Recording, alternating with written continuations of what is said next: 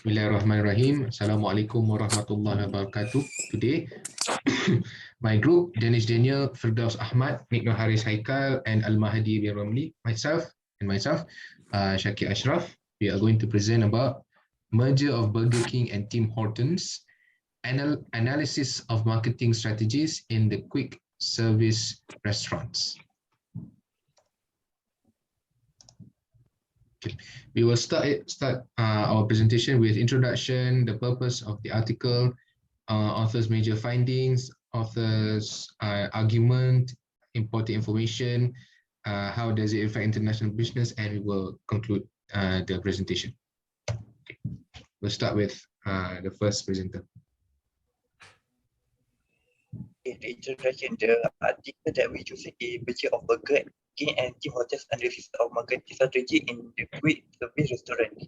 The author's name is Auti Hosonera, and the issues of objective are the past and present situation and the addresses business issues in both Burger King and Tim Hortons. For the purpose of the article, the first one is to analyze marketing strategies. The purpose of this article is to analyze marketing strategies in the quick service restaurants of Burger King and Tim Hortons. And second one is examine the situation in the past and present.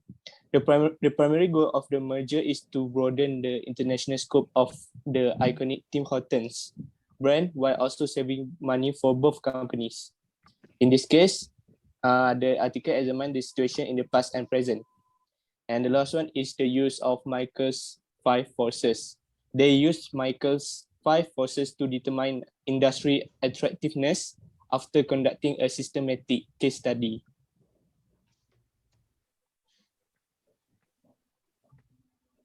The outer major findings are about Michael Porter 5 forces, which are analysis of substitute products, analysis of buyers, and analysis of suppliers, and also analysis of existing competitors.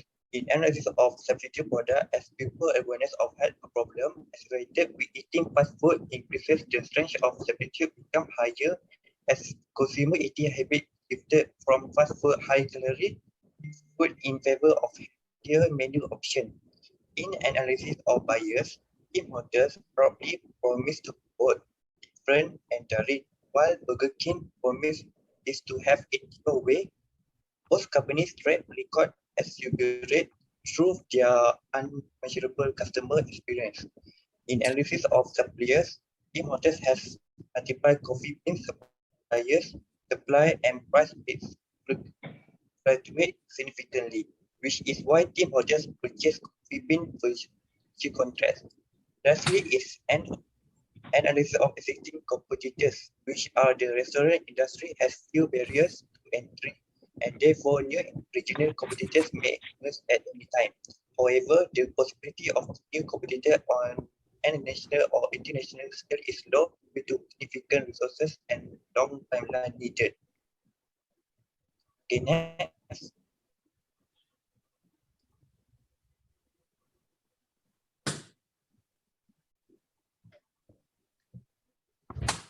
Next is provide adequate argumentation and evidence. There is 2 argumentation provided in these issues, which is face competition between fast food restaurants and fast food. The main problem faced by Burger King is the change in the eating habits of consumers. Most Americans have started to stay away from fatty foods and option for healthier foods like salads and gluten-free items. And this leads to a fall in the profit of fast food company like Burger King. Second is the fastest growing industries, not only in developed countries, but also in developing countries. Which means in this business, 70% growth of this industry worldwide, fast food industry. And when there is growth, a pressure put on by the employer to their employees, especially Burger King, where it becomes difficult to people find their time to rest due to sales that are too high in a single day. Does the author use important current and adequate citations? Okay, firstly, Burger King plans to buy Tim Hortons. Burger King tries to avoid paying taxes in the US. Critics and fans alike object to the idea Burger King receives help in expanding their business. In this case, Burger King is trying to flee their country to avoid paying high taxes, high corporate taxes to a state government. And that motivated, because of that situation, that motivated Burger King to buy Tim Hortons from Canada. And in their process of actually immigrating to Canada, they received help from Berkshire Hathaway CEO Warren Buffett to expand their business. Okay, next is what exactly does the article contribute to the overall topic of the cost of international business? So there is 4 points that this article contribute to international business. The first one is increased revenues. So taking the business international can have a big impact on the company revenue. Expanding into new country will open up opportunities to connect with new clients, which can help help increase the business revenue. The second one is understanding customer behavior in different countries. For marketing strategies in an international business context, an organization can start with people, because if an organization doesn't know who they are selling to, they could end up trying to sell them something they don't want and will probably never purchase. The third one that contributes to international business is support for domestic industries. By taking the business abroad, a company are also contributing to the host country's economy. Resource delivery and management, litigation, the handling of business laws, technological help, management expertise, and product development might have to be outsourced. Many international organizations form joint ventures to maximize resource management and to create goodwill. And the last one is opportunity to diversify. So it provides a company with an opportunity to expand company's specialization beyond the current range to certain new markets better. For example, fast food chains such as Burger King offer different menus in different countries to suit the local taste better. This diversification has made this chain popular throughout the world. That's all. In conclusion, the US, on what we suggest, our suggestions is that the US government takes action against companies that flee from paying taxes. Companies that grow must give something in return to the society and country in general. This move will allow a country to be better in the future. Okay, now we are going to continue with Alipay entered Malaysia, a closer look at the new market entering strategy driven by Chinese tourists. So we are going to start with introduction, purpose of the article, author's major findings, adequate information, important information, and how does the article contribute to international business.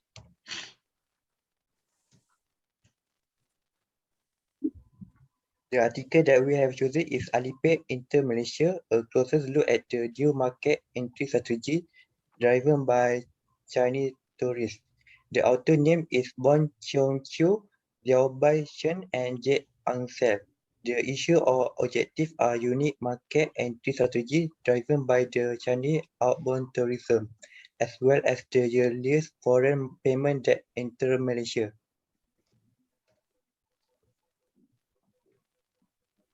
Okay, for the purpose of the article, the first one is to look into Alipay's mobile payment, which is M-payment technologies entry into Malaysia. Malaysia allowed the first international M-payment company to enter the country because it would encourage Chinese tourists to spend money while in the country. Secondly, understanding of a new entry strategy that focuses heavily on tourism. Following Alipay's approach, this can provide guidance to other mobile payment service providers or countries as M-payment technology recipients on business entry policy and modes of entry. And the last one is this research was carried out to look into the design of Alipay M-payments in Malaysia. This qualitative research looked into the recent phenomenon of Alipay's entry into the Malaysian market. The author major findings are about Alipay's two modes of entry into Malaysia, which are wholly owned subsidiary establishment and forming the strategic alliances with the three largest Malaysian banks. Under wholly owned subsidiary establishment, talking about Alipay Malaysia Subsidiary Berhad or Alipay Malaysia was incorporated and granted regulated status in Malaysia in 2017. Alipay Malaysia was the first international fintech firm to set up a shop in Malaysia as a result of these two decisions. As a result, Alipay Malaysia is legal and permitted to operate an e-money service in Malaysia. Secondly, about forming a strategic alliances with the three largest Malaysian banks, where Alipay Malaysia has formed a strategic alliance with the three largest Malaysian banks, which are Maybank Banking Berhad or Maybank Public Bank Berhad Public Bank and CIMB Bank or CIMB.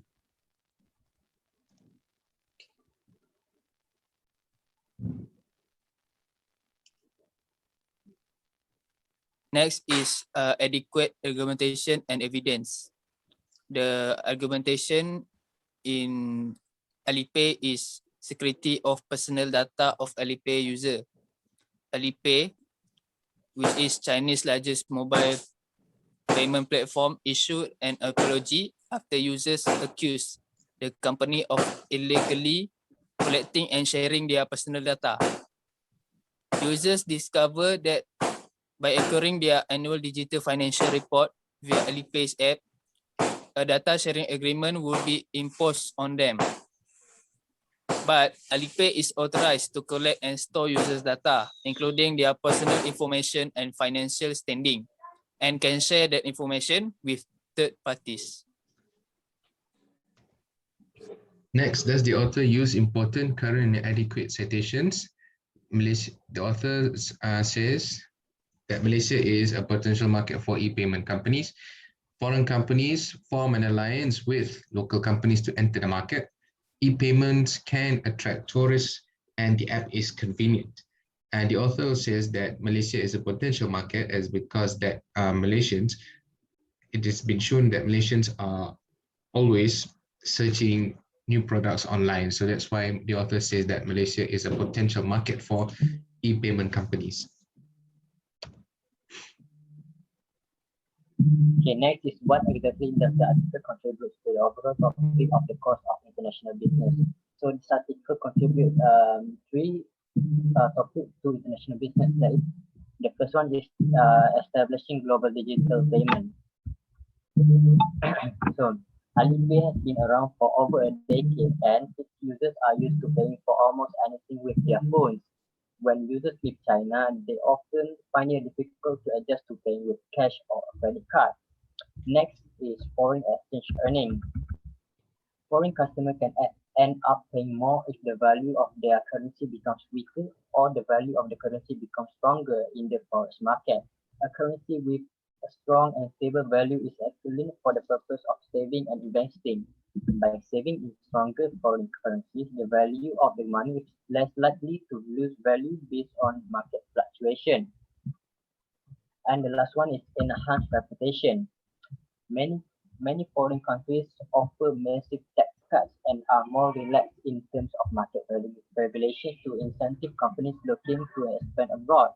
This has caused an increase in the number of organizations expanding their operation overseas. That's all for the contribution to international business.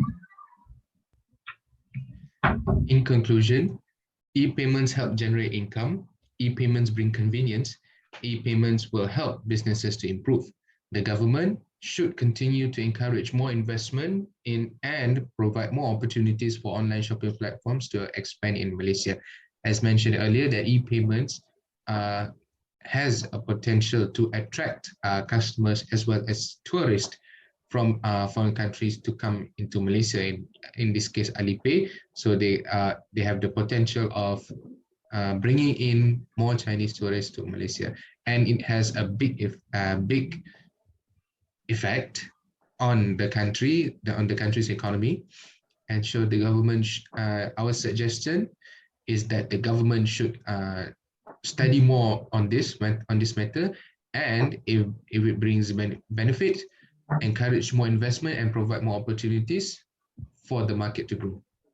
So that's all from us. Thank you very much.